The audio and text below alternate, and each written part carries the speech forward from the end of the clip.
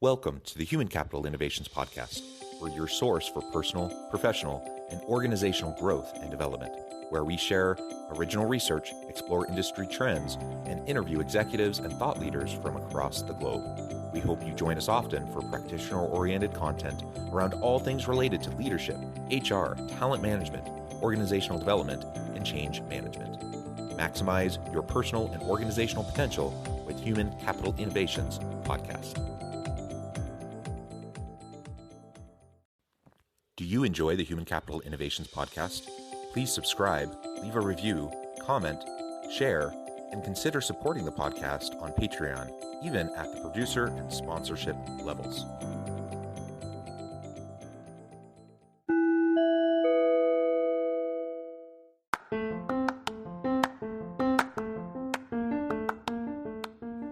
Welcome to the Human Capital Innovations Podcast. In this HCI podcast episode, I talk with Martin Brooks about body language decoder using awareness of body language to build rapport and influence.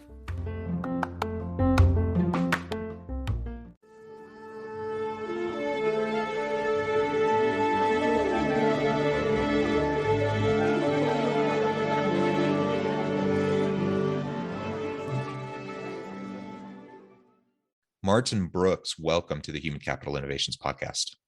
Thank you. Great to be here. It is a pleasure to be with you. You're joining us all the way from across the pond over in the UK. I'm south of Salt Lake City in Utah. So it's morning for me, evening for you. I'm thrilled to have the chance to chat with you today. And we're going to be exploring body language and how we can utilize body language to build rapport and influence as leaders, and also how we can recognize the signs of body language so we can better understand how we're interacting and communicating with people around us and how others are communicating with us, because so much of the communication process happens not through verbal communication, but through the nonverbal and the body language types of communication that occur. So we're going to unpack all of that, talk about how we can do that more effectively to be more effective and influential leaders as we lead out in our organizations and on our teams. As we get started, I wanted to share Martin's bio with everybody. Martin Brooks, an experienced communication coach and trainer, and in his consultancy practice, he applies his expertise in the reading of body language to help clients better understand others, as well as communicate more effectively. His body language analysis has been aired on the BBC, LBC Radio, and the Discovery Channel. His new product, Body Language Decoder, includes 50 illustrated cards that reveal what others are really thinking. I think that's so fun. You can tell us all about that. Anything else you would like to share with listeners by way of your background or personal context before we dive on into the conversation further? No, just that, my focus has always been on helping people be more effective as leaders, as salespeople, as presenters, as communicators, and what is it they could do differently in order to be more effective. So that's kind of my focus. Yeah, and it's a good focus. We all need it, right? And there's so much time and energy that goes into verbal communication. If you're in a leadership role, you're in front of people, you're making presentations, you're trying to inspire and influence and motivate, and you're having performance conversations, you're doing all these things, and there's all this verbal stuff. We also talk about written communication and how important that is, and not to take away from any of that, because of course, verbal communication and written communication is super important. We need to be effective at it. We need to hone that skill. But so much of the messaging that we communicate to others doesn't happen through the written word or the spoken word. It happens through body language, facial expressions, like all these nonverbal components, and which means we can really, if we're not careful, we can really short circuit our own ability to be effective. Even if we're saying and doing all the right things, but we're conveying these kind of underlying messages to people around us without even realizing it. Yeah, I think a big part of it that, of course, content is really important. What you're going to say to the troops, motivating the troops. If you're in a sales presentation, communicating convincingly to your potential customer, of course that is. And they will hear that content. They will see the words, the facts, the figures, but then they have to ask themselves a question. Do I believe it? Do I buy into it? Now, the content itself is not enough. So we're looking very much at the individual and going, am I getting those nonverbal signs that would back up, that would assert, that can give me confidence in what is being portrayed? Because do I believe it? Do I buy into it? I love the rapper Chuck D had this wonderful quote. He said that in order to people to buy from you, they have to buy into you. Do I like you, or do I trust you? Can I work with you? Whether that's in a sales environment or certainly in a leadership environment. The true leaders aren't behind people kicking them to go forward. They're leading, and they don't even need to look over their shoulder because they know their team is right behind them. They've bought into them. They're not doing it because they have to, because they've bought into them. So the leaders really need to understand that and really need to be able to communicate in a way that can assist that buy-in and not give out, say one thing with their words, but then their body language say something completely different. And then people at the receiving end are going, confusion, because I'm seeing this, but I'm hearing that. And these don't mesh. And what we talk about congruency. Does the body language, does the voice, and does the words, do they all line up? Do they all align to give that consistent message? And if it's not, that's when people start to think, not so sure. Those doubts come into play. There's a lack of buy-in, there's a lack of leadership, and then that shows in performance. Yeah. Well said. And you've already started to lay out, some of those classic types of nonverbal cues. But I'm wondering if you can walk us through more of like the most common pitfalls people tend to fall into when it comes to the nonverbal communication, and how that might inadvertently negatively impact the trust issues and really the overall power dynamics and team dynamics going on within our organization. Yeah, absolutely. So one of the things that I've seen a lot, particularly in the virtual world, so the communicating over Zoom or any other platform, is that well, it's like we're not face to face. Therefore, does body language really matter? And even this whole should we have camera on or camera off debate, and just makes me despair completely, because yes, the pandemic has changed a lot of things and communicating is always evolving. But at the end of the day, what is human beings' primary sense? It's our sight. It's what we can see. Now, our core psychology is not rapidly evolving. It's not B2B or B2C. It's P2P. It's person to person, and we need to see that physical science. So, if somebody is saying, for example, let's get into a little bit more detail. Say, well, this is what we really need to do, and there's a positive affirmative nod, for example. That's one thing, and the animation. If people are really excited, they expect to see a more animated face. They expect to see more animated gestures. And of course, that will follow through into how the voice sounds, because one of my favorite phrases is motion drives emotion. So if you are expressing yourself like this, using your hands, using your face, that will translate into the tonality of your voice and the passion and enthusiasm and excitement that you want to come through, that you want your team to feel, to go out there and face the challenges that they have to face. So it's that realization of what are some of the things that my team, my customers, my employees need to see from me. And even though we're maybe just on a little rectangle of Zoom, it's still so important. I even argue it's more important because it's easier for people to disengage. It's easier for people to be on a Zoom call and just just off screen, just to be kind of checking their emails or whatever, because you can't see that. So it's a greater temptation. So we need to make a higher effort to keep people engaged, to keep people interested. How do we do that? Don't ignore our primary sense, which is our sight, what people are seeing. I believe that's so important. And there are valid reasons why someone may choose to have their camera off in a meeting, or at least for a time. But what you're suggesting is maybe our default should be, rather than just automatically having the camera off, our default should be having it on. And then if we need to, we turn it off for a time and then turn it back on, so we can have that face-to-face even when we're doing it virtually. Something else I've noticed too, even pre-pandemic, and it's certainly still the case in face-to-face meetings, is it's become so common for people to just be sitting around, say, a big conference table with their laptops. And so they're in the same room together. They're all around each other.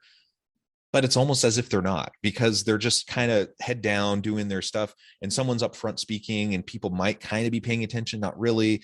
And every now and then there's comments and stuff, but there's not really connection or engagement there either. And so my suspicion is you would suggest, okay, when it's time to communicate, it's time to look up from your computer and actually be with and respond to in real time to the people that are around you. And see those other messages that you would literally miss if you're not looking. Look, let's be serious about this. Human beings cannot multitask particularly well. There are reasons why there are laws against texting and driving. Okay, there's a reason for that. We can't do those two things at the same time. That's why there's a law against it. We cannot possibly be reading an email from somebody in a computer and paying attention to all of the messages that they're giving out in terms of their voice, their words, and their body language. Let's just call it as it is. You just can't. So if you're going to choose to be paying attention to a screen rather than paying attention to the person that's speaking, the price is going to be there. You're going to be missing out on valuable information. And also think about this. We're communicating. Think about what that feels like to the person who's speaking, right? Think about that. Now, imagine you're in a room and there's 10 people in the meeting room and you're speaking. 9 people are looking at their computer screens. 3 of them are actually typing and replying. But there's one person in the room who's hanging off your every word, paying attention, nodding. When you say something, this is really concerning, they go, they mirror that emotion. Who are they going to feel more connected to? Who are they going to feel more has got their back? Who are they going to feel like, if there's somebody I want to give extra time and attention to, who's it going to be? It's a simple question. So don't do that. Don't put yourself at a competitive disadvantage. Never mind missing all of those other messages. Put the damn computer away, close it, give that person that eye contact, give that person your full attention. What Bill Clinton used to say, his 3-word strategy was be here now. If you're going to have a conversation with them, clear everything else away and zone in on them. And that was one of his key tools and techniques and how he built incredible rapport with people who had actually one-to-one with him. And I've met and talked to a number of people who have been with Clinton, and they just said that his ability to do that, to be able to tune into the person in front of them and ignore all the other chaos that's going on around them, just made them feel special. And that was one of his communication gifts. If it works for Clinton, as a controversial a character as he was, then it can work in business. Just give people that focus, give people that attention. You'll learn a lot more, you'll build better relationships, and you get a much better understanding of what's going on. Yeah, Clinton's a good example. He's very well known for that, right? He really does have that rapport. And because of that, people feel seen, they feel heard, they feel important. And they just give more attention, and there's more buy-in, there's more connection, and all of that connection then leads to better commitment, higher levels of commitment, better outcomes. So if I'm talking about within my organization, and I'm having a one-on-one with a team member, but I'm like kind of checking my phone off to the side. Do they feel important? Do they feel valued? Do they feel like you actually care about them? No, I mean, you may actually really care about them. You may, really desire to help them, but that act, even if it's just for a moment, even, your phone buzzes and you like for 5 seconds, you go over and you look at it. That act is going to undo a lot of the other efforts you've made to try to show them that they're valuable and important to you and that you're trying to help them. So we just can't ignore those things. We may think, oh, it's not a big deal, that they'll recognize and understand. The power of those observations, though, is so strong that even if you say, I'm sorry, I just checked my phone, and they say, no, it's fine. Guess what? It's not fine. Not fine. It's just, no, we're just being polite.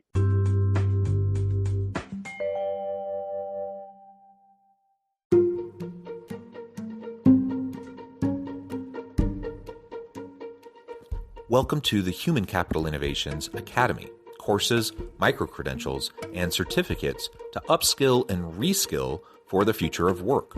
All HCI Academy courses, micro-credentials, and certificates are designed, developed, and delivered by award-winning and internationally renowned scholars, educators, thought leaders, executives, and practitioners. Our courses, micro-credentials, and certificates will help you make your mark on the future of work and make an immediate impact in your organizations. Check out the HCI Academy and our many course offerings and certificates to upskill and reskill for the future of work.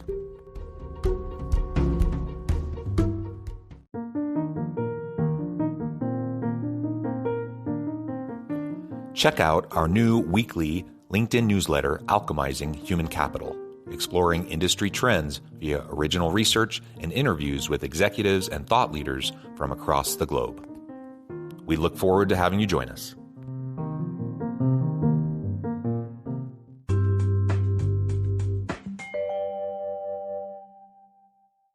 Absolutely, I completely compare, and even with friends now, we when I get together now, we are getting together with friends.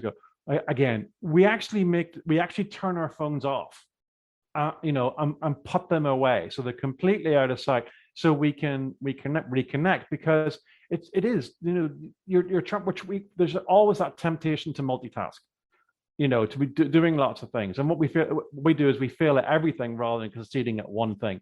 And that's what good communicators know. Look, forget multitasking, do one thing, be here now and do it really well. And as a leader, as a salesperson, as a communicator, actually gives you a competitive advantage that you can just give somebody that visual focus, attention, and buy-in. Yeah, awesome. So we need to pay attention. And actually, I wanted to just comment too. You mentioned even in the face-to-face meetings where people are head down and, typing on their computer or whatever. I think not only are they missing, all the nonverbal cues that could be actually super important as they're trying to just understand the politics around, not just the raw facts of whatever's being presented, but actually understanding people's commitment, buy-in to the message, and how it's going to impact with all the other initiatives and strategic planning. Like there's all these components, right, that are unspoken but are influenced. And so not only are you missing the nonverbal cues, you're missing the verbal as well. So I mean, being distracted in a meeting and trying to multitask is really dumb, because you're really what you're communicating to everyone around you is that this meeting's not actually that important. I have more important things to do, better uses of my time. And you're showing that through your actions. And so I get it. Leaders are busy. You're getting thrown into like all these meetings. You have to go from thing to thing to thing, and you're still trying to get your work done, and you're still trying to respond to questions and put out fires. And like, I get that. And you feel this pull, and that it's a hard thing to balance and to strike that, kind of a balance. But man, you got to learn to be present where you're at.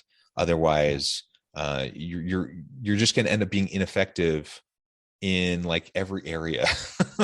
Yeah. and instead, I get it. Like you may have someone trying to contact you and needing your immediate attention, and you're not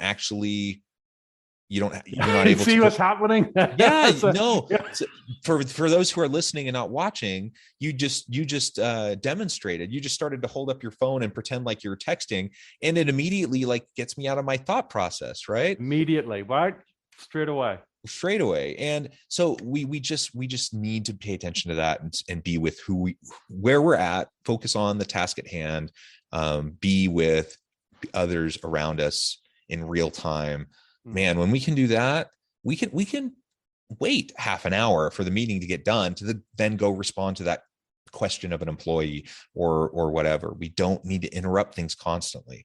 So, I guess maybe we're starting to beat a dead horse here, but I just see it so constantly. And I'm sure I do it as well. Like, I think we fall into the trap because we just feel pulled in so many directions. But if we can practice that self-discipline, it's gonna help us. Another thing that I thought we could talk a little bit about is really our nonverbal cues that we give to other people. How can we convey confidence, that we can be trusted? How can we convey our passions, our convictions? How can we convey all of that. Now, certainly if we're writing, we can try to be skilled in our writing. If we're speaking, we can practice and rehearse, and we can try to be skilled in our speaking. But most of what we're communicating is happening nonverbally. So how can we do those really impactful things in those nonverbal ways and do it consistently? Mm. Well, I think there's two key things. First of all, is gain greater awareness of what our nonverbal skills are, and this is the piece of advice that I give to people, and they all go, "Ugh!" And that is record yourself when you're speaking.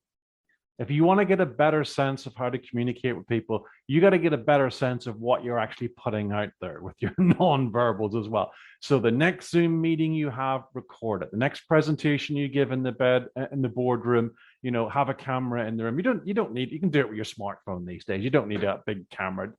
And start getting better awareness of how you communicate. Big part of my career as a presentation coach with leaders and senior salespeople has been not necessarily refining the message, but what message is your body language giving out? You're talking about passion and enthusiasm, but you're standing there with your hands in your pockets. I mean, come on, that doesn't convey passion and enthusiasm. Or a completely blank face, right? Or a completely blank face, yeah. The number of senior leaders who I've coached whose opening line has gone something along the lines of, "We can't tell you how excited we are by this new innovation." And you just think, oh my God, how long have we got? If that's our starting point, we're in big trouble. So the first thing is get a better idea of what your baseline is. What do you currently do? And because that's self-reflection, you'll probably be like most people, like I am, constantly critiquing my own behavior, going, yeah, don't want to do that. But then the second part is, what do you do instead? What do confident people do? So I've got a whole section in Body Language Decoder on confidence gestures, and that's one of them. That's called the parallel hand chop. You see people do this constantly. And Joe Biden's recent State of the Union speech, this is a constant thing that he does a number of times to assert that position. Also, previous President Barack Obama, one of his favorite confidence gestures was what I call the pinch of salt. This is the key thing that we need to do. We need to get that across. And of course, Clinton's famous hand confidence gesture was known as the thumb of power. So you put the thumb into the crook of the forefinger, and then you bring it down. This is why we need to do that. This is so important. So these two, certainly the thumb of power and the pinch of salt, these are softened fist gestures. So they're not aggressive, like the fist or the point, because again, a point is one finger away from a fist. So it's like the meanings are pretty clear, isn't it? It's an or else, So the softened fist, that a pinch of salt, this is why it's important, because it's softer. Then the assertion and the confidence is still there without the aggressiveness. Similarly with the thumb of power, with the thumb resting in the crook of the forefinger, but there's a softened fist there presented to the audience. So the chop, the pinch of salt, the thumb of power, these are three hand confidence gestures that we can make to really assert, we know our stuff, we're confident in what we're saying, and I want to make it easier for my audience to buy into, me and what I'm selling, whether that's a leadership vision or a product or a project that I want people to buy into. Yeah, I think those are great. And I think also about myself, I've done a lot of that in the past where I've recorded myself, and I'm not a naturally charismatic speaker or presenter. I've learned over time to be effective. I think people tend to respond well to me, but it's been a learned process, and I'm still not as good as I could be, certainly. And one of the things that I've struggled with is like the energy in my face and in my voice, and just I not even what I'm saying, but the facial expressions, and just the energy in my voice and not speaking in monotone and things like that. Right. So there's intonation and tone and like all these different things that you layer on to how we're conveying a message, that again will inadvertently undermine what we're trying to accomplish if we're not careful. But these are skills we can learn. Now, some people, it comes pretty naturally to them. Good for them. That's awesome. The vast majority of us, though, that's not the case. You have to work at it, just like you work at learning to play the piano or the guitar or whatever, right? You got to practice, record yourself, watch it, critique it, practice some more. Practice makes, I've never liked the term practice make perfect, but practice makes better. Yeah, for sure. And ultimately, you're going to be better equipped when you're in those, especially when you're in those high pressure, really important situations. Yeah. I mean, this sort of thing about where's your natural baseline. That self-awareness is really important, because that drives then what it is that you need to do next. And our self-awareness is a starting point. That's why people hire me. They go, well, I think I'm being charismatic in engagement. Am I? And I go, how do I break this to you? So for example, I mean, you talked about your voice. I mean, you've got a great natural voice to read bedtime stories and or be a professional hypnotist. It's lower, it's gravelly, it's got that real credibility to it. So you would have a fantastic career reading bedtime stories on audio files. You ever need an alternative career? That's great advice. I'll have to look into that. However, like you say, for that passion, for that enthusiasm, for that energy, if that's what you want to transmit, then noticing that your kind of range is kind of down there, you go, I need to be more expressive. I need to bring my voice up. And the fascinating thing you'll find is that if you move your body more, your voice will follow. Motion drives emotion. It'll actually change your voice. The mind, the voice, the body, they're not all separate things. They all interconnect and inter-influence each other. So you may want to think about then using your hands more to help your voice become more animated. It's very difficult for the voice to animate if the body's still. So that's one of the things that I've always done in my professional coaching career, where people are, what are the key things that they need to do differently, and then how they can actually do that. So then to come back to your point, it's not just about random practice. They need to know what they need to practice, where they are and where they want to get to, and how to bridge that gap in between the two. So that's where it's focused practice after sometimes uncomfortable constructive feedback, shall we say. But that's what they come to me for. They don't come to me for nice words. They come to me, how do I move forward? Yeah.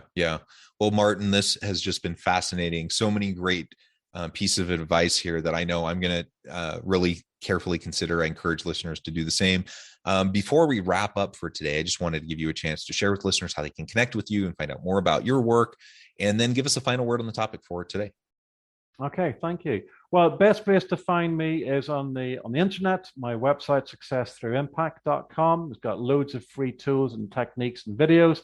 I'm quite active on LinkedIn, so search me Martin Brooks on LinkedIn. You can find me there. Of course, Body Language Decoder is available on Amazon. You can go find that on Amazon and order that. Get your 50 cards to help you figure out what people are really thinking. And in terms of my final word, I'd really say body language is the clues in the name. Body language. It communicates a whole other language alongside what you're saying and how you're saying.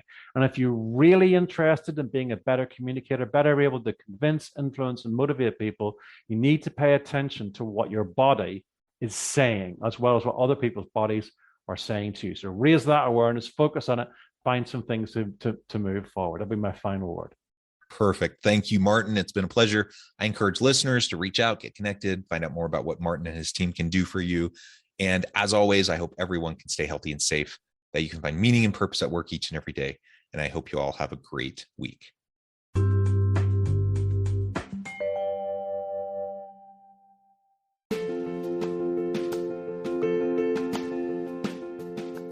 Bluer Than Indigo Leadership, the journey of becoming a truly remarkable leader.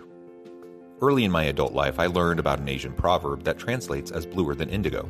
If you think about the color indigo, it is a brilliant, deep, and vibrant blue, what some would call the bluest of blues. To have something that is bluer than indigo is rare and truly remarkable. Contrary to popular myth, there is no one-size-fits-all or cookie-cutter approach to effective leadership. There is no silver bullet, no secret sauce, no go-to model that will solve all of your problems. The truth is, great leaders have all had their unique strengths and flaws, and have all had to discover and then pave their own distinctive path in their life's journey to fulfill their leadership potential. Bluer Than Indigo Leadership will help you discover your own path and explore those ordinary, everyday actions that will help you respond to an uncertain future and produce extraordinary results for individuals, teams, and organizations.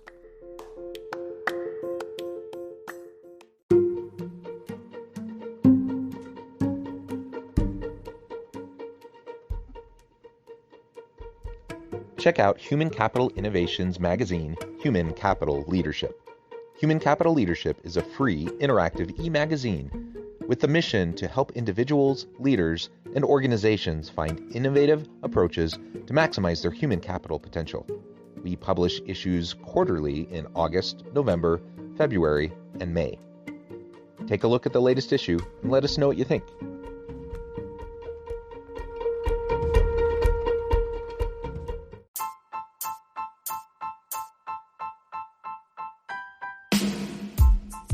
The alchemy of truly remarkable leadership.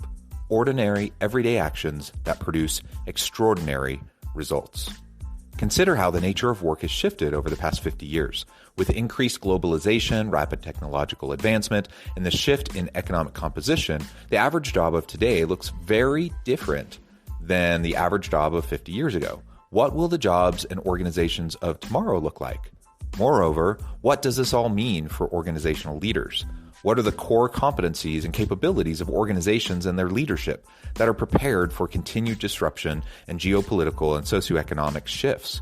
Regardless of what the future holds, increasingly, leaders need to be socially minded, data-driven, decisive, champions of talent, and disruptors of the traditional notions of leadership, teams, organizations, and work. The alchemy of truly remarkable leadership will help you to explore your own leadership competencies and capabilities and consider ways to apply and implement them into your workplace and personal life.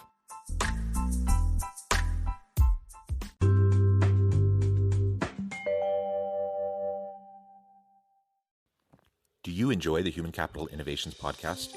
Please subscribe, leave a review, comment, share, and consider supporting the podcast on Patreon, even at the producer and sponsorship levels. Thanks again for joining us for this episode of the Human Capital Innovations podcast. I hope you stay healthy and safe and that you have a great week.